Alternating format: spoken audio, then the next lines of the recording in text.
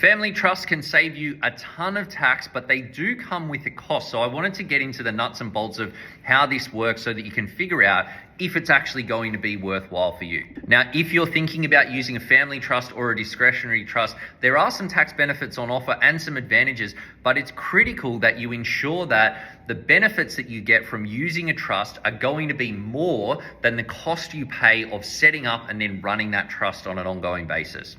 And those are the two broad cost areas when it comes to trusts, that when you set it up for the first time, you're generally going to pay some establishment and registration costs.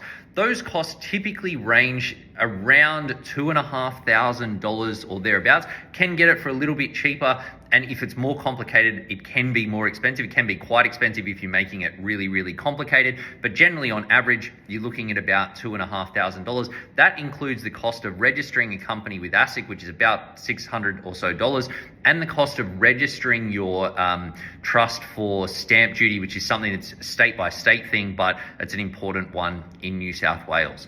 Then you've got the ongoing costs of the trust operation, and the main one is doing the tax returns on an annual basis. Once you set up a trust, each year you will need to submit a tax return for that trust, and the main cost of doing that is getting the accountant to do all the number crunching, do the actual submission for the tax return.